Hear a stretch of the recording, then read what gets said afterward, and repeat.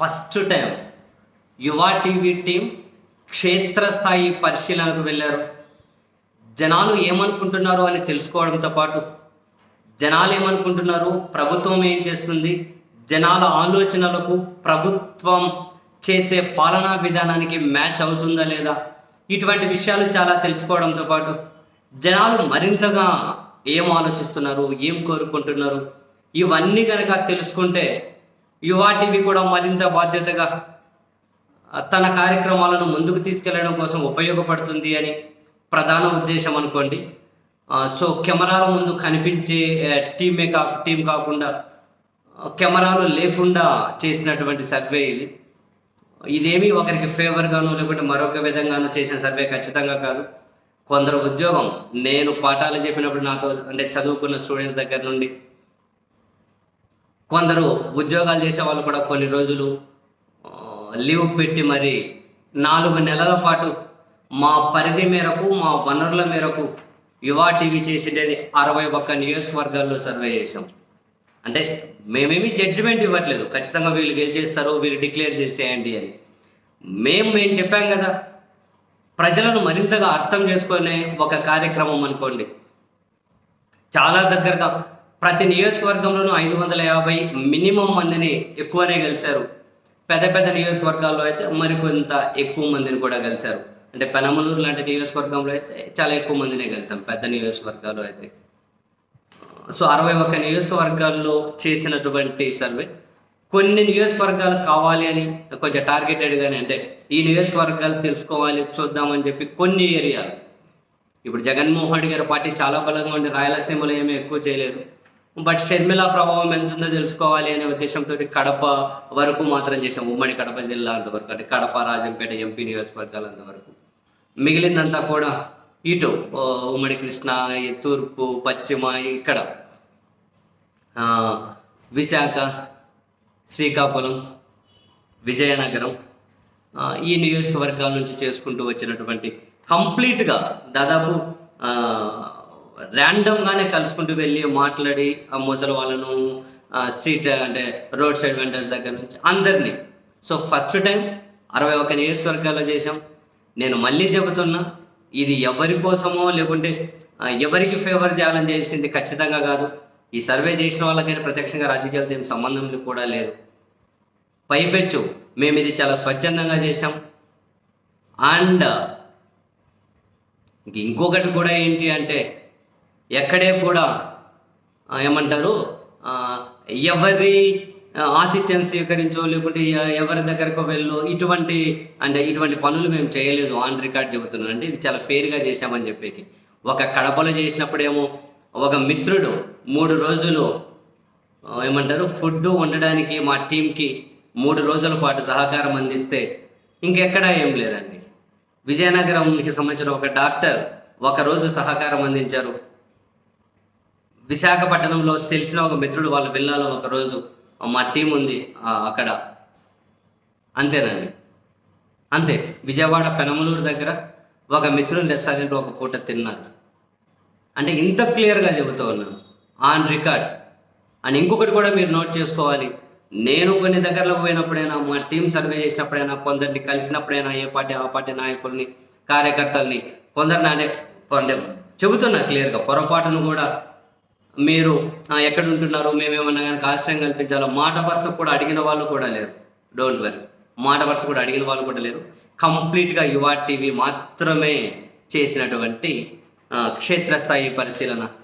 ఓవరాల్గా 61 నియోజకవర్గాల్లో చేశాం.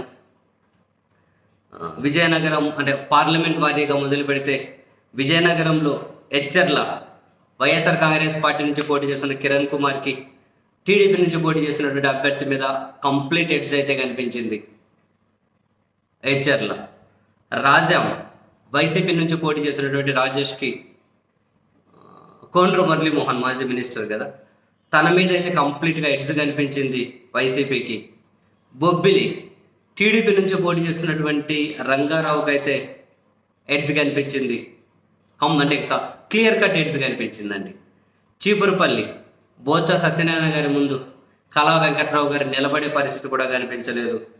నెల్లిమర్ల ఇక్కడ మామూలుగా జేఎస్పీ పోటీ చేస్తున్నారు మాధవి, బట్ అక్కడ వైసీపీ నుంచి అప్పలనాయుడు, ఈ జేఎస్పీ నుంచి పోటీ చేస్తున్నటువంటి మాధవికి వందల వేల కోట్ల రూపాయలు ఉన్నా కూడా, ఎంత డబ్బు ఖర్చు పెడుతూ ఉన్నా వైసీపీకి అయితే క్లియర్ ఎడ్జ్ కనిపించింది. నెక్స్ట్ విజయనగరం, కొలగట్ల వీరభద్రస్వామి తనకైతే అటు అశోక్ గజపతిరాజు గారి కుమార్తె అదితి గజపతిరాజు గారు పోటీ చేస్తున్నా కూడా ఖచ్చితంగా వైసీపీకి చాలా క్లియర్ ఎడ్జ్ అనేది కనిపించింది. సో ఓవరాల్గా బొబ్బిలి ఒక చోట మాత్రమే టీడీపీకి ఎడ్జ్ కనిపించింది, మొత్తం వైసీపీకి ఎడ్జ్ కనిపించింది. నెక్స్ట్ శ్రీకాకుళం పార్లమెంట్ కనుక వస్తే ఇచ్చాపురం బెందాలం అశోక్కి వైసీపీ విజయాతో పోల్చుకుంటే క్లియర్ ఎడ్జ్ కనిపించింది. నెక్స్ట్ పలాస మళ్ళీ అప్పలరాజు గారికి అయితే గౌతు శిరీష మీద క్లియర్ ఎడ్జ్ కనిపించింది. టెక్కలి అచ్చెన్నాయుడు గారికి అయితే దువ్వాడ శ్రీను గారి మీద ఎడ్జ్ కనిపించింది. అచ్చెన్నాయుడు టీడీపీ కదా, ఎడ్జ్ కనిపించింది. పాతపట్నం అయితే డెఫినెట్లీ రెడ్డి శాంతి వైసీపీకి ఎడ్జ్ కనిపించింది. గోవిందరావు మీద. నెక్స్ట్ శ్రీకాకుళం ధర్మాన ప్రసాదరావు గారికి కంప్లీట్ ఎడ్జ్ కనిపించింది. అక్కడ గోండు శంకర్ చాలా వెనుకబడ్డాడు టీడీపీ నుండి. ఆముదాల వలస చాలా విచిత్రం అనిపించింది. కొన్ని చోట్లేమో మా టీం తమ్మినేని సీతారాం గారి పేరు చెబితే ఆ కొబ్బరి బొండంలో కొడవలు పట్టుకొని జరుగుతున్నారట కొన్ని చోట్ల. అండ్ కొన్ని చోట్ల కోన రవికుమార్ పేరు చెప్పినా ఆయన మీద కూడా అంతే అసహనం ఉందట. చాలా ఆశ్చర్యం అనిపించింది. తమ్మినేని వర్సెస్ కోన రవికుమార్ ఇద్దరి మీద పెద్ద పాజిటివ్ ఒపీనియన్ అయితే లేదు, బట్ ఖచ్చితంగా టీడీపీకి అయితే ఎడ్జ్ కనిపించింది. ఆముదాల వలసలో ఇద్దరి మీద పాజిటివ్ ఏం లేదు, బట్ ఏమన్నా సైలెంట్ ఓట్ ఏమన్నా వర్కౌట్ అయితే వైసీపీకి బయటపడుతుందేమో, బట్ టీడీపీకి అయితే ఎడ్జ్ కనిపించింది. నర్సన్నపేట ధర్మాన కృష్ణదాస్కి రమణమూర్తి మీద కంప్లీట్ ఎడ్జ్ కనిపించింది. విశాఖపట్నం కాసింత ఆశ్చర్యకరంగా ఫలితాలే కనిపించాయి. భీమిలి నుంచి కనుక మొదలెడితే చాలా ముఖాముఖి కనిపించింది. ముత్తంశెట్టి శ్రీనివాసరావుకి, గంటా శ్రీనివాసరావుకి. వైసీపీకి చాలా పాజిటివ్స్ ఉన్నాయి, గంటా శ్రీనివాసరావు కూడా పాజిటివ్స్ ఉన్నా కూడా చాలా అంటే టఫ్ ఫైట్ ఉంది. ప్రధానంగా అక్కడ డిసైడింగ్ ఫ్యాక్టర్ ఏంటి అంటే తూర్పు కాపు, రెడ్లో ఉన్నారు యాదవులు, వాడబలిజి అంటారు మత్స్యకారులు, అండ్ మాల సామాజిక వర్గం ఓట్లు కూడా ఉన్నాయి. ఇందులో మాల సామాజిక వర్గము రెడ్డి అంటే వైసీపీ వైపు కనిపించిన తూర్పు కాపు వైపు కొంచెం యాదవ, మత్స్యకారులు కూడా మళ్ళీ అంటే డిఫరెంట్ అంటే రెండు వైపులా కనిపించాయి. చాలా ముఖాముఖి ఫైట్ ఉంది. పోలింగ్ అయిపోయిన తర్వాత చెప్పగలమేమో ఎవరు అంటే ఆ పోలింగ్ శాతం బట్టి ఏ ఏరియాలో ఎంత ఉంది అని మళ్ళీ దీని మీద క్లియరెన్స్ అయితే ఇవ్వగలను. నెక్స్ట్ విశాఖపట్నం ఈస్ట్ అయితే వెలగపూడి రామకృష్ణబాబు టీడీపీ, ఎంవివి సత్యనారాయణతో పోలిస్తే కాసింత ఎడ్జ్ కనిపించింది. And pole management, silent vote bank ఈ రెండు ఫ్యాక్టర్స్ అనుకుంటా, బట్ వెలగపూడి రామకృష్ణబాబు టీడీపీకి అయితే ఎడ్జ్ కనిపించింది. విశాఖ సౌత్ అయితే వాసుపల్లి గణేష్కి అక్కడ జేఎస్పీ శ్రీనివాసరావు పోటీ చేస్తున్నారు. డెఫినెట్లీ సైకిల్ గుర్తు లేకపోవడం కూడా ఆయన కలిసి వచ్చే అంశమే అనిపించింది వాసుపల్లి గణేష్. సో వైసీపీకి ఎడ్జ్ ఉంది. విశాఖ నార్త్ కూడా కేకే రాజు ఖచ్చితంగా చాలా క్లియర్ కట్ ఎడ్జ్ కనిపించింది అటు బీజేపీ విష్ణుకుమార్ రాజుతో పోలిస్తే. విశాఖ వెస్ట్ కూడా అడారి ఆనంద్ కుమార్కి అయితే చాలా క్లియర్ ఎడ్జ్ కనిపించింది పీజీవీఆర్ నాయుడుతో టీడీపీతో పోలిస్తే. గాజువాక ఇక్కడ వాస్తవానికి అయితే టీడీపీకి ఎడ్జ్ కనిపించింది, బట్ ఎక్కువ స్టీల్ ప్లాంట్ ఉద్యోగుల అంతరంగం అయితే తెలియలేదు. ఇటు బీజేపీతో టీడీపీ జనసేన పొత్తు పెట్టుకున్నారు. బీజేపీ ఏమో స్టీల్ ప్రైవేటైజేషన్ చేస్తుంది, బట్ ఇక టీడీపీ నుంచి పోటీ చేస్తున్న పల్లా శ్రీనివాసరావు ఏమో ఈ కార్మికుల కోసం చాలా ఫైట్ చేశారు. సో చాలా సైలెంట్గా అనిపించింది, బట్ టీడీపీకి అయితే ఎడ్జ్ కనిపించింది. డిసైడింగ్ ఓట్లు అయితే అక్కడ కాపు, యాదవ, రెడ్డిగా ఉన్నాయి. ఈవెన్ కొప్పుల వెలమ్మ కూడా చెప్పలేం. గాజువాక అయితే టీడీపీకి ఏంటంటే ఎడ్జ్ కనిపించింది, బట్ మరీ ముఖ్యంగా విశాఖ స్టీల్ ప్లాంట్ ఆ ఉద్యోగుల అంతరంగం అర్థం కాలేదు, చెప్పలేం. ఎడ్జ్ అయితే టీడీపీకి కనిపించింది మా పరిశీలనలో. అరకు ఒక్క చోట కూడా టీడీపీ కనపడలేదు. పాలకొండ కళావతికి, కురుపం పుష్పశ్రీవాణికి, పార్వతీపురం జోగారావుకు, సాలూరు రాజన్నదొరకు, అరకు వ్యాలీ మత్స్యలింగంకి, పాడేరు విశ్వేశ్వరరాజుకు, రంపచోడవరం ధనలక్ష్మికి ఒక్క సీటు కూడా టీడీపీ కనపడలేదండి. నెక్స్ట్ కాకినాడ తుని దాడిశెట్టి రాజా కంప్లీట్ క్లియర్ ఎడ్జ్ కనిపించింది యనమల దివ్యతో పోలిస్తే, యనమల రామకృష్ణుడి గారి కుమార్తెతో పోలిస్తే. ప్రతిపాడు వరుపుల సుబ్బారావుకి సత్యప్రభ మీద అయితే చాలా క్లియర్ ఎడ్జ్ కనిపించింది. సో కాకినాడ జిల్లాలో తుని దాడిశెట్టి రాజా గెలుస్తున్నారు అంటే ఖచ్చితంగా అనిపించింది. ప్రతిపాడు సుబ్బారావు వైసీపీకి ఎడ్జ్ కనిపించింది. పిఠాపురం దీని మీద ఈవెన్ చాలా విశ్లేషణలు చేశాం. పిఠాపురం నేనైతే స్టిల్ బిలీవ్స్ జనసేనకే కంటే వైసీపీకే ఎడ్జ్ ఉంటుంది అని.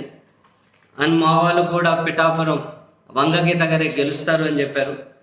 ఎవరు గెలిచినా చాలా చాలా మైనర్ డిఫరెన్స్. బట్ ఇక్కడ ఒకటైతే ఉంది, ఈ కాపులలో కూడా ప్రధానంగా సీనియర్లు ఏజ్డ్ వాళ్ళేమో వంగగీత గారి వైపు ఉన్నారు, యూత్ ఏమో పవన్ కళ్యాణ్ వైపు ఉన్నారు. మరి యూత్ వాళ్ళ తల్లిదండ్రులను కన్విన్స్ చేస్తారా, పెద్దలు యూత్ని కన్విన్స్ చేస్తారా అన్నది ఒక ఫ్యాక్టరు. అండ్ ఇక్కడ పద్మశాలి కూడా డిసైడింగ్ ఫ్యాక్టర్ ఉంది. యాక్చువల్గా వంగగీత గారిని ఓన్ చేసుకున్నట్లే కనిపించారు. సో పద్మశాలి వంగగీత గారిని ఓన్ చేసుకుంటే మాత్రం ఖచ్చితంగా పవన్ కళ్యాణ్ ఓడిపోతాడు. పోలింగ్ తర్వాత క్లారిటీ రావచ్చు. మాకైతే ఖచ్చితంగా అక్కడ వైసీపీకి ఎడ్జ్ కనిపించింది. నెక్స్ట్ కాకినాడ సిటీ ద్వారంపూడి చంద్రశేఖర్కి కంప్లీట్ క్లియర్ ఎడ్జ్ ఉంది వెంకటేశ్వరరావు అనే టీడీపీ అభ్యర్థితో పోలిస్తే. పెద్దాపురం టీడీపీ నుంచి చినరాజప్పకి దొరబాబు వైసీపీతో పోలిస్తే ఎడ్జ్ కనిపించింది. టీడీపీకి అక్కడ ఎడ్జ్ కనిపించింది. కాకినాడ రూరల్ టఫ్ ఫైట్ అనిపించింది. బట్ జేఎస్పీ నుంచి పోటీ చేస్తున్న నానాజీకి స్లైట్ ఎడ్జ్ కనిపించింది. కానీ ఒకవేళ సంక్షేమ పథక లబ్ధిదారులు ఏమైనా కనుక సైలెంట్ ఓట్ చేస్తే ముఖాముఖి కావచ్చు, లేకపోతే జేఎస్పీకి అయితే మాత్రం స్లైట్ ఎడ్జ్ కనిపించింది. నెక్స్ట్ జగ్గంపేట వైసీపీకి కాసింత వెనకబాటుతనం కనిపించింది అక్కడ తోట నరసింహ. బట్ జ్యోతుల నెహ్రూకు స్లైట్ ఎడ్జే కనిపించింది. జనసేన శ్రేణులు కనుక జ్యోతుల నెహ్రూకు కంప్లీట్గా సహకరిస్తే టీడీపీ గెలుస్తుంది. లేదు అని అనుకుంటే చాలా స్లైట్ ఎడ్జ్తో ఎవరైనా బయటపడవచ్చు. బట్ ఇప్పటికైతే జ్యోతుల నెహ్రూ టీడీపీకి ఎడ్జ్ కనిపించింది. ఇది కాకినాడ జిల్లాకు సంబంధించి. నెక్స్ట్ ఏలూరు జిల్లా ఒక్క చోట కూడా సీరియస్లీ 500-600 మంది 550 నుంచి పైన మినిమం కలిసాం. ఏలూరు జిల్లాలో ఆశ్చర్యకరం ఒక్క చోట కూడా మా పరిశీలనలో టీడీపీకి ఎడ్జ్ కనిపించలేదు, ర్యాండమ్గా తీసుకున్నది. దెందులూరు అబ్బయ్య చౌదరి చింతమనేని ప్రభాకర్ మీద కంప్లీట్గా ఎడ్జే కనిపించింది. ఉంగుటూరు వచ్చి వాసుబాబు జేఎస్పీ పోటీ చేస్తుంది ధర్మరాజు అని, ఆయనతో పోలిస్తే వైసీపీ అభ్యర్థి క్లియర్గానే ఎడ్జ్ కనిపించింది. Polavaram Tellam Rajyalakshmi YCP complete edge కనిపించింది. అక్కడ జేఎస్పీ జనసేన పార్టీ నుంచి బాలరాజు పోటీ చేస్తున్నారు. బట్ రాజ్యలక్ష్మినే ఎడ్జ్ కనిపించింది. నూజివీడు వెంకట ప్రతాప్ అప్పారావుకి ఎడ్జ్ కనిపించింది పార్థసారథితో పోలిస్తే. బట్ అది చాలా స్లైట్ అనిపించింది, చాలా తక్కువ. చింతలపూడి వైసీపీ విజయరాజుకి ఎడ్జ్ అనిపించింది టీడీపీ రోషన్తో పోలిస్తే. కైకలూరు దూలం నాగేశ్వరరావు వైసీపీకి ఎడ్జ్ ఉంది. కామినేని శ్రీనివాసరావు బీజేపీ పోటీ చేస్తున్నారు ఆయనతో పోలిస్తే. ఏలూరు ఆళ్ళ నానికి ఎడ్జ్ కనిపించింది టీడీపీ నుంచి పోటీ చేస్తున్న రాధాకృష్ణతో పోలిస్తే. ఏలూరు పార్లమెంట్ అంతా కనుక అసలు ఏలూరు పార్లమెంట్ అయితే వైసీపీ 100% గెలుస్తుంది అని అన్ని వాళ్ళకే ఉన్నాయి కంప్లీట్గా. అక్కడ ఒకటి అరకు రిలేటెడ్ అట్లా అంటే స్వీపే కనిపించేది. విజయనగరం కూడా దాదాపు ఒకటే పక్కన పెడితే అట్లే కనిపించింది. శ్రీకాకుళం కూడా ఒకటి రెండు పక్కన పెడితే అలాగే కనిపించింది. మచిలీపట్నం చాలా టఫ్ అనిపించింది నియోజకవర్గం అంతా. మచిలీపట్నం నుంచి ఆ టౌన్ నుంచి మొదలెడితే మచిలీపట్నం పార్లమెంట్లో ఇటు పేర్ని నానిగారి కుమారుడు పేర్ని కిట్టు, అటు మాజీ అంటే కొల్లు రవీంద్ర టీడీపీ నుంచి, వీళ్ళిద్దరూ ముఖాముఖి తలపడుతున్నారు. చాలా టఫ్ ఫైట్ ఉంది, ఏం చెప్పలేనంత పరిస్థితి కనిపించింది. ప్రధానంగా ఇప్పుడు కాపులు ఉన్నారు. వైసీపీకి టీడీపీకి 50-50 పడ్డా కూడా వైసీపీ ఖచ్చితంగా గెలుస్తుంది. ఎందుకంటే పేర్ని నాని గారి మీద ఎందుకో సొంత కులమైన కులాన్ని ఇప్పుడు ఓన్ చేసుకునే ప్రయత్నం చేయరు అనిపించింది. కాసింత వ్యతిరేకత అందులోనే కనిపించింది. మిగతా ఏదైనా ప్రధానంగా అక్కడ డిసైడింగ్ ఫ్యాక్టర్ కాపు, గౌడ, అగ్నికుల, క్షత్రియ కనిపించారు. మాలా ఉన్నారు, ముస్లిమ్స్ ఉన్నారు.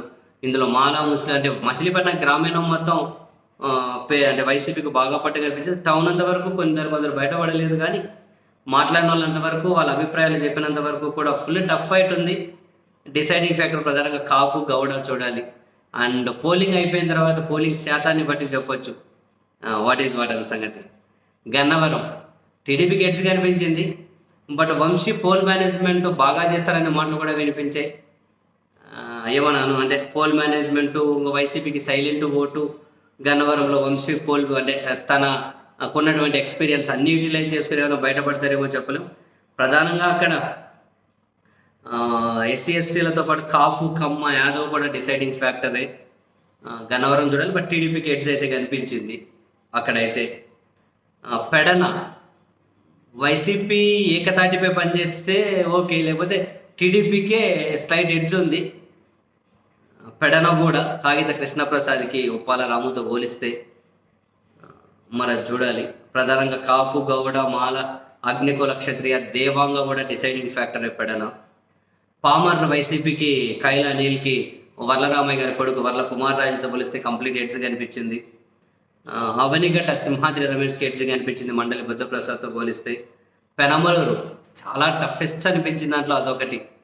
2,90,000 ఓట్లు పైన ఉన్నాయి. మన వాళ్ళు 840 మందినేమో కలిశారు. అన్ని శాంపుల్స్ అయితే తీసుకున్నారు, అయినా కూడా చెప్పలేకపోయాం. ముఖాముఖి కనిపించింది కొన్ని ఏరియా. ఫర్ ఎగ్జాంపుల్ పోరంకి ఉంది, కంప్లీట్గా టీడీపీ వన్ సైడ్ ఉంది. గంగూరు ఉంది, వైసీపీ వన్ సైడ్ కనిపించింది. ఈ విధంగా ఉన్నాయి ఎక్కడికక్కడ. చాలా టఫ్ అనిపించింది. ఇక వైసీపీకి ఫుల్ మద్దతు ఉన్నటువంటి ముస్లిము, మాలా ఉన్నారు. ఆశ్చర్యకరంగా మాదిగ కూడా వైసీపీకి ఆ నియోజకవర్గంలో ఎడ్జే కనిపించింది. ఇక కమ్మ, కాపు ఉన్నారు. వాళ్ళిద్దరూ కలిసి పనిచేస్తే పెనమలూరు టీడీపీ గెలుస్తుంది. కమ్మ, కాపు కనుక సమన్వయం చేసి ఆ ఓట్లు కనుక కంప్లీట్ ట్రాన్స్ఫర్ జరగకపోతే వైసీపీ గెలుస్తుంది. అదొకటే మాకు కనిపించిన ఫ్యాక్టర్ అది అక్కడ.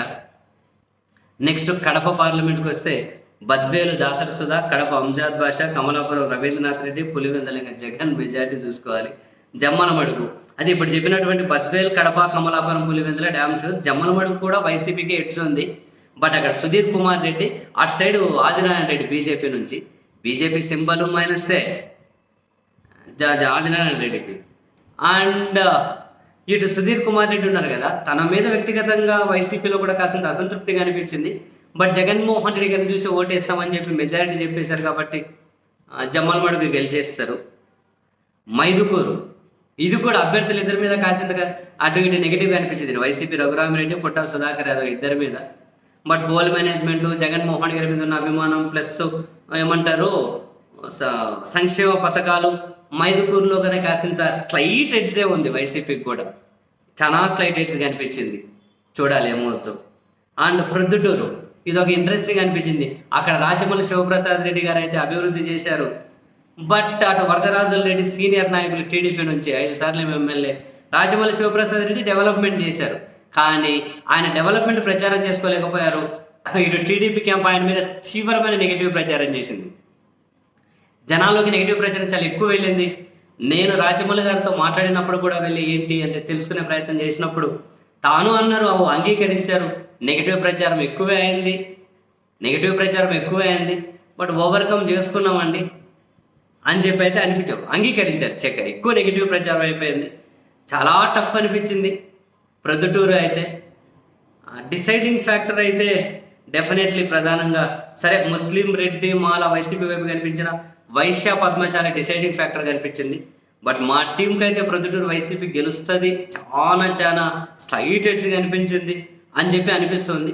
పోలింగ్ అయిన తర్వాతే వాట్ ఈజ్ వాట్ అన్న సంగతి అయితే చూడాలి. అండ్ రాజంపేట పార్లమెంట్ కిందకి తీసుకుంటే రైల్వే కోడూరు వైసీపీ శ్రీనివాసులకి, అక్కడ శ్రీధర్ అని జేఎస్పీ నుంచి పోటీ చేస్తున్నారు జనసేన. ఏం లేదు, railway Koduru Srinivasulu YCP. Rayachoti Srikanth Reddy YCP నుంచి, అక్కడ రాంప్రసాద్ రెడ్డి టీడీపీ నుండి. బట్ శ్రీకాంత్ రెడ్డి మీద కాసిన వ్యతిరేకత కనిపించిన ప్రధానంగా ముస్లిము ఎక్కువ ఓట్లు ఉన్నాయి కాబట్టి వైసీపీకి చాలా గట్టిగా ఉంది రెడ్డి. ఇంకా అక్కడ బలిజా, మాదిగా లైట్గా టీడీపీ వైపు కనిపించిన లేదు, Srikanth Reddy YCP clear edge ఉంది. రాజంపేట కాసింత టఫ్ అనిపించిన బట్ వైసీపీకి అయితే ఎడ్జ్ ఉంది. అమర్నాథ్ రెడ్డి, అక్కడ సుబ్రహ్మణ్యం అనే టీడీపీ అభ్యర్థి అయితే తేలిపోతున్నట్లుగా కనిపించింది. పిలేరు వైసీపీ నుంచి చింతల రామచంద్రారెడ్డికి కంప్లీట్ ఎడ్జ్ ఉంది. నల్లారి కిరణ్ కుమార్ వాళ్ళ తమ్ముడు నల్లారి కిషోర్ రెడ్డి పోటీ చేస్తున్నారు. ప్రధానంగా ఓటు బ్యాంకు ముస్లిం, రెడ్డి, మాల వైసీపీకి మంచి పట్టు కనిపించింది. బట్ అక్కడ వడ్డీ, బలిజ ఓట్లు కూడా ఉన్నాయి. అవి టీడీపీ వైపు ఏమన్నా కనిపించినా ఎడ్జ్ అయితే అంటే వడ్డే బలిజా టీడీపీ కనిపించిన ముస్లిం రెడ్డి మాల ప్రధానంగా టాప్ క్యాస్ట్ ఒకటే అక్కడ. సో వైసీపీ చింతల రామచంద్ర రెడ్డికి ఎడ్జ్ కనిపించింది. తంబల్లపల్లె టఫ్ అనిపించింది, ఎందుకంటే ఇక్కడ పెద్దిరెడ్డి రామచంద్ర రెడ్డి గారి బ్రదర్ పెద్దిరెడ్డి ద్వారకనాథ్ రెడ్డి పోటీ చేస్తున్నారు. అటువైపు నుంచి టీడీపీ నుంచి జయచంద్ర రెడ్డి పోటీ చేస్తున్నారు. ఇద్దరు డబ్బు బ్రహ్మాండంగా ఖర్చు పెడుతున్నారు. పెద్దిరెడ్డి ద్వారకనాథ్ రెడ్డి మీద స్థానికంగా వ్యతిరేకత ఉంది. జయచంద్ర రెడ్డి కొత్త వ్యక్తి కాబట్టి ఇంకా అదేం కనిపించలేదు, కానీ పెద్దిరెడ్డి ద్వారకనాథ్ రెడ్డి మీద అయితే వ్యతిరేకత కనిపించింది. బట్ జగన్మోహన్ రెడ్డి గారిని కనుక చూసి ఓట్లేస్తే తంబల్లపల్లెలో వైసీపీ బయటపడుతుంది. స్థానిక అభ్యర్థులనే చూసి కనుక ఓటేస్తే టీడీపీకి ఎడ్జ్ రావచ్చు. ఇదొకటి చెప్పలేకపోయాం. ప్రధానంగా ఓటు బ్యాంక్ కూడా రెడ్డి ముస్లింతో పాటు బలిజా మాదిగ మాల కూడా ఉన్నారు. నెక్స్ట్ మదనపల్లి నిసార్ అహ్మద్ వైసీపీకి అయితే ఎడ్జ్ కనిపించింది. షాజహాన్ భాషతో పోలిస్తే ముస్లిం రెడ్డి మాల ప్రధాన ఓటు బ్యాంకు, బలిజా వడ్డీ కూడా. సో బలిజా వడ్డీ కాసింత టీడీపీ వైపు కనిపించిన ముస్లిం రెడ్డి మాల వైసీపీ వైపు కనిపించింది. సో ముస్లిం ప్రధానం రెడ్డి కూడా నిసార్ అహ్మద్ అయితే క్లియర్ ఎడ్జ్ కనిపించింది. ఇక పొంగనూరు పెద్దిరెడ్డి రామచంద్ర రెడ్డి గారు అసలు క్లియర్ మెజారిటీ. అక్కడ చెల్ల రామచంద్ర రెడ్డి అని టీడీపీ, ఏం మాట్లాడుకోవడానికి అయితే ఏం లేదు.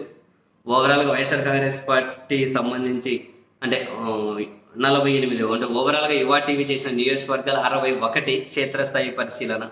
అందులో 48 వైసీపీకి క్లియర్ ఎడ్జ్ కనిపిస్తే టీడీపీకి 10 కనిపించాయి.